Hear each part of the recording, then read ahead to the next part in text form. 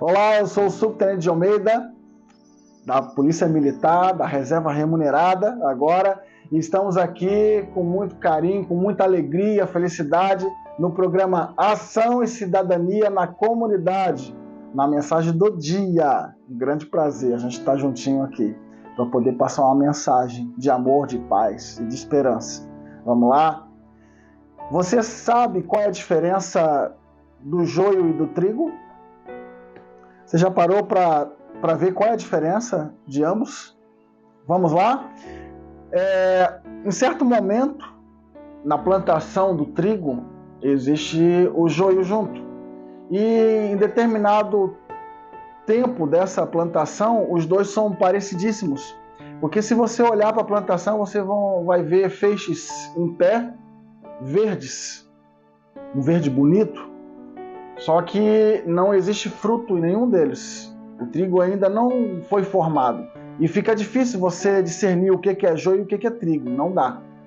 Mas quando, ao passar do tempo, o trigo verdadeiro, ele começa a frutificar. E quando ele começa a frutificar, gerar o trigo, que é o fruto dele, ele começa a ficar esbranquiçado. E quando ele começa a ficar esbranquiçado porque ele está morrendo, ele se prostra por causa do próprio peso dos frutos que ele está produzindo. E se você for colher o trigo ali e puxar, ele vai sair facilmente da terra. Você sabia disso? De outra forma, o joio é totalmente diferente. Ele continua sempre verdão, sempre em pezão, não gera fruto.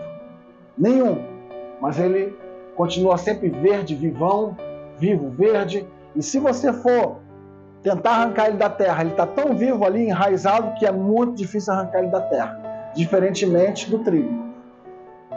E Jesus, quando estava aqui na terra, em carne e osso, ele deixou uma palavra muito simples, falando sobre a agricultura, de uma forma muito simples para aquelas pessoas entenderem. E aquelas pessoas que ele estava falando era considerada a sabedoria, o top 5 da época, que eram os gregos. E olha que os gregos não tinha celular naquela época, mas eles eram muito influenciadores, não nas redes digitais, mas por onde eles passavam, por causa da sua cultura, né, por causa dos seus estudos da época. E Jesus falou para eles o seguinte versículo que eu vou agora compartilhar com vocês. Este versículo ele se encontra no livro de João, no capítulo 12, versículo 24, que diz o seguinte: em verdade lhes digo que, se o grão de trigo não cair na terra e não morrer, continuará ele só. Mas se morrer, dará muito fruto.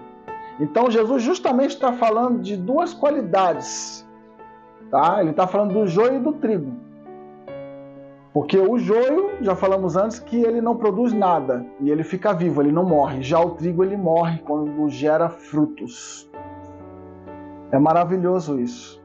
Na verdade, Jesus estava pregando o evangelho, as boas novas àquelas pessoas.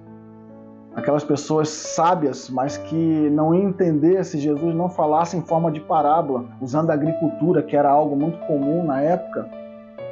Jesus estava falando que, na verdade, se nós, como seres humanos, não morrermos para as nossas vontades, os nossos impulsos, a nossa natureza humana, a natureza caída, sabe, essa natureza adâmica que vem de Adão, se a gente não renunciar essa nossa natureza, a gente não consegue morrer para esse mundo.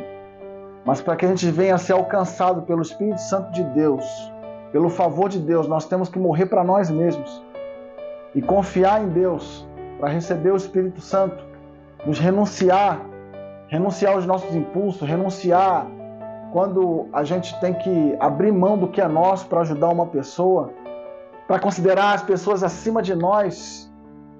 Quando a palavra também de Deus diz que é melhor dar do que receber, quando a palavra de Deus diz outra loucura, tá, gente?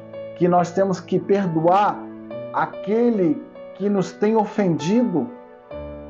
Será que perdoar alguém que nos ofendeu é coerente com a razão, com a nossa razão, com o nosso sentimento mundano aqui? Não. Não, porque o sentimento mundano quer o quê? Quer a vingança. Ah, bateu aqui, eu vou bater lá. Eu vou revidar. Mas com Cristo é diferente.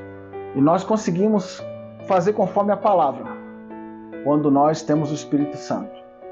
Que essa palavra chegue com muito significado em nossas vidas. Um grande abraço.